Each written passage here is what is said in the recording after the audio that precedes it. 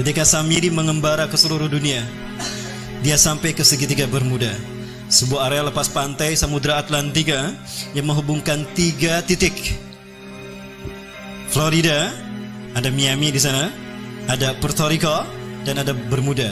Segitiga ini adalah tempat di mana Ajazil membangun istananya dari kristal cahaya.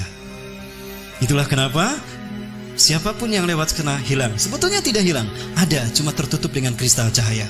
Begitulah cara David Copperfield menghilangkan patung Liberty. Begitu pula cara David Blank menghilang. Dia tidak menghilang, tapi dia bersinergi, bersenyawa dengan jin, sehingga kristal cahaya menutup pandangan kita, sehingga dia tidak terlihat, nyaris tidak terlihat. Dan itu pula yang terjadi ketika Nabi Muhammad SAW menghilang di Madinah 8 jam, tiba-tiba muncul lagi di tengah-tengah sahabat, karena bersentuhan memasuki alam jin. Ketika kita masuk ke dimensi jin berada, maka kita tidak akan terlihat saat itu. Dan di sana berdiri singgasana iblis yang terbuat dari kristal cahaya. Mereka bergerak menguasai dunia dalam 3 ranah: simbol, ritual, dan arsitektur. 3 ranah ini mereka sentuh. Kata kunci kita, api dan matahari. Ya, tadi dikatakan, karena engkau telah menghukum aku tersesat, aku akan sesatkan manusia dari jalanmu yang lurus, dari Shiratal Mustaqim. Artinya akan ada sosok lain yang disembah selain kau. Itu adalah Dewa Matahari, dan dia berhasil. Di zaman Nabi Ibrahim, dia menjadikan Raja Namrud sebagai Dewa Matahari. Betul? Lihat Nabi Ibrahim. Oh, ini bintang Tuhanku. Begitu menghilang, oh bukan. Oh, ini bulan besar. Ini Tuhanku, oh bulan. Bukan. Berarti bulan bukan Tuhan. Oh, ini matahari lebih besar, tapi matahari pun tenggelam. Oh, berarti bukan Tuhan. Itu apa maksudnya? Nabi Ibrahim untuk menunjukkan kalau bulan, bintang, dan matahari bukan Tuhan. Itu hanya benda langit, tanda kekuasaan Allah. Allah lah Tuhan kita. Artinya konsep penyembahan kepada Tuhan sebagai Dewa Matahari sudah ada sejak zaman Nabi Ibrahim. Berhasil Ajazil. Persia, Iran, ya, kaum Zoroaster menyembah Dewa Matahari. Raja yang mereka sembah adalah Dewa Matahari, Ahura Mazda. Penyebar pemuka agama Zoroaster disebut Magi. Cara mereka mendakwahkan Zoroaster, Magi ini dengan cara sihir, magic. Ke dalam bahasa Arab menggunakan sin, jadi majusi. Maka ketika mereka merayakan hari besar mereka, mereka selalu menyalakan mercon. Maka ketika umat Islam merayakan pergantian tahun baru Masehi, saat itu mereka disesatkan 3 agama. Ingat, tahun Masehi dibuat oleh seorang biarawan Katolik, Dionysius Exiguus. Dia adalah biarawan Katolik yang ditugaskan oleh Vatikan untuk membuat penanggalan Masehi yang titik tolaknya Natal. Maka dibuatkanlah penanggalan tahun Masehi yang diberi nama kemudian Anno Domini. Tahu apa arti Anno Domini? Tahun Anno Domini artinya tahun Tuhan kita. Kita Romawi. Siapa Tuhan Romawi? Yesus Kristus. Berarti tahun Anno Domini adalah tahun Yesus Kristus. Lalu dirayakan pergantian tahunnya oleh umat Islam. Apakah umat Islam tidak murtad? Satu, ketika umat Islam euforia merayakan pergantian tahun Masehi, saat itu mereka itiba kepada kaum Nasrani. Lalu mereka merayakan dengan meniup trompet. Lihat Yahudi. Mereka merayakan hari besar mereka dengan meniup trompet. Betul? Saat itu pun Yahudi diikuti oleh kaum muslimin. Dan kemudian mereka merayakan mercon. Maka di saat itulah mereka lengkap sekali, disesatkan 3 agama. Yahudi tiup trompet, Nasrani menyambut tahun baru, Majusi merayakan menyalakan mercon. Ada yang ikutan syahadat lagi. Baik, saya perjelas. Yunani, negara penyembah Dewa Matahari. Dan Dewa Matahari mereka namakan Helios. Bahkan mereka membuat Heliopolis, kota Dewa Matahari. Yunani, ketika mereka merayakan hari besar mereka menyembah Dewa Helios, mereka melakukannya dengan pawai obor keliling negeri. Pawai obor keliling negeri. Dan puncaknya di Bukit Olympus, di sebuah lampangan besar, mereka menyalakan obor raksasa. Dinyalakanlah obor besar tadi. Obor besar, selama obor besar itu menyala di Bukit Olympus, kaum paganis Yunani mereka merayakan penyembahan Dewa Helios dengan melakukan berbagai macam atraksi. Ritual ini sampai hari ini dipertahankan, dan itu bernama Olimpiade. Sekali lagi, Zionis Yahudi menyesatkan kita dalam 3 ranah: simbol, ritual, dan arsitektur. Sudah terwujud? Tingkat dunia Olimpiade, tingkat benua ASEAN Games, Tingkat nasional, PON. Tingkat daerah, Porda. Iba pilar makulah. Dewa di Italia apa? Dewa Mitra. Lihat, ini Dewa Mitra, sama dengan Liberty. Ada matahari di kepalanya. Patung Liberty pegang apa? Obor kan. Berubah tidak? Tidak. Inilah yang dikatakan iblis. Fabima akhwatani ila aqudanalhum siratal mustaqim. Karena engkau telah menghukum aku tersesat, aku akan halangi mereka dari tauhid. Artinya, akan ada sosok lain yang disembah selain engkau. Siapa? Dewa Matahari. Siapa Dewa Matahari? Matahari adalah unsurnya api kan? Dan siapa yang Allah ciptakan dari api? Jadi siapa Dewa Matahari itu? Ajazil. Tapi dia tidak terlihat. Maka dia butuh sosok manusia yang menjadi kembaran dia seutuhnya. Samiri. Jadilah dia Dwi Tunggal. Siapapun yang mengangkat tangannya seperti ini, berarti dia komitmen kepada iblis dan Dajjal.